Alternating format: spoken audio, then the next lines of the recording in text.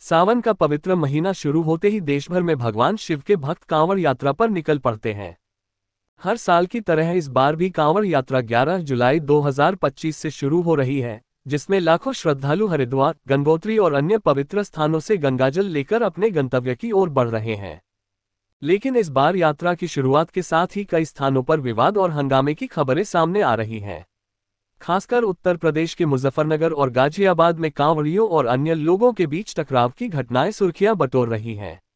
इन घटनाओं में लाठी डंडों का इस्तेमाल, वाहनों में तोड़फोड़ और सड़कों पर जाम की स्थिति देखने को मिली। आइए इन घटनाओं का विस्तृत विश्लेषण करें। मुजफ्फरनगर में कांवड़ियों का तांडव। मुजफ्फरनगर के शिव चौक पर 10 जुलाई 2025 को एक ऐसी घटना सामने आई जिसने प्रशासन को सकते में डाल दिया। एक बाइक सवार की गलती से कांवड़ियों के समूह से टक्कर हो गई, जिसके कारण उनकी कांवड़ में रखा गंगाजल खंडित हो गया। इससे नाराज कांवड़ियों ने बाइक सवार की पिटाई शुरू कर दी और उसकी बाइक में तोड़फोड़ कर दी। सोशल मीडिया पर वायरल एक वीडियो में साफ देखा जा सकता है कि कांवड़िए बाइक पर लाठियों से प्रहार कर रहे हैं, जबकि बाइक सवार हेलमेट से आत्मरक्षा की कोशिश कर रहा था।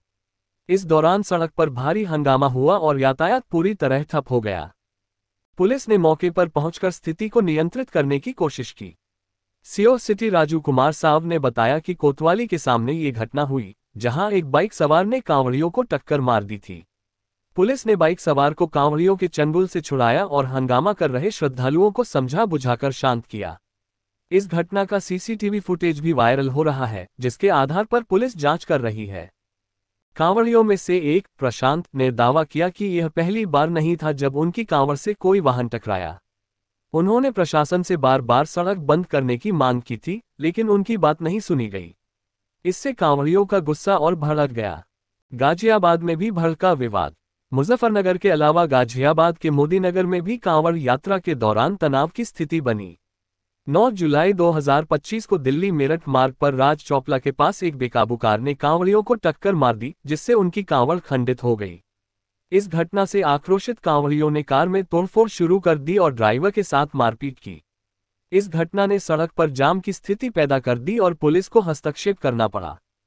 गाजियाबाद पुलिस ने तुरंत कार्रवाई करते हुए हालात को काबू में किया। पुलिस अधिकारी रविंदर गौड़ ने बताया कि हर थाने में 50-50 लीटर गंगाजल का इंतजाम किया गया है, ताकि ऐसी स्थिति में कांवड़ियों को तुरंत गंगाजल उपलब्ध कराया जा सके। इसके बावजूद कांवड़ियों का गुस्सा शांत करना आसान नहीं रहा। प्रशासन की तैयारियां और चुनौतियां। कांवड़ यात्रा को सुचारू और सुरक्षित बनाने के लिए प्रशासन ने व्यापक इंतजाम किए हैं। उत्तर प्रदेश, दिल्ली, नोएडा और हरिद्वार में यातायात व्यवस्था को नियंत्रित करने के लिए रूट डायवर्जन लागू किए गए हैं। 11 जुलाई की रात 10 बजे से 25 जुलाई तक गौतम बुद्ध नगर में भारी वाहनों पर प्रतिबंध रहेगा। दिल्ली में 11 से 23 जुलाई तक कांवड़ मार्ग पर मांस की दुकानें बंद रहेंगी, ताकि श्रद्धालुओं की भावनाओं का सम्मान किया जा सके। इसके अलावा 395 ड्रोन, 29,000 सीसीटीवी कैमरे और 60,000 पुलिसकर्मियों की तैनाती की गई है। कांवड़ मार्गों पर समर्पित पथ बनाए गए हैं, जिन्हें बैरिकेडिंग के जरिए सुरक्षित किया गया है। कांवड़ियों के लिए QR कोड के जरिए रूट और खाने की गुणवत्ता की जानकारी भी उपलब्ध कराई जा रही है। विवादों के पीछे का कारण। इन घटनाओं ने कांवड़ यात्रा के दौरान बढ़ते तनाव और संवेदनशीलता को उजागर किया है। कांवड़ियों का मानना है कि उनकी आस्था का सम्मान नहीं किया जा रहा, जबकि स्थानीय लोग और वाहन चालक सड़क बंद होने और जाम की स्थिति से परेशान हैं। उद्यमियों ने भी चिंता जताई है कि रूट डायवर्जन के कारण माल की आवाजाही प्रभावित हो रही है, जिससे उद्योगों को नुकसान हो सकता है। कांवड़ यात्रा के दौरान कुछ लोग धार्मिक भावनाओं को भड़काने की कोशिश भी करते हैं। उदाहरण के लिए, मुजफ्फरनगर में एक ढाबे पर प्याज डालने के आरोप में कांवड़ियों ने तोड़फोड़ की थी। ऐसे में प्रशासन के सामने चुनौती है कि वह धार्मिक भावनाओं का सम्मान करते हुए कानून व्यवस्था को भी बनाए रखे।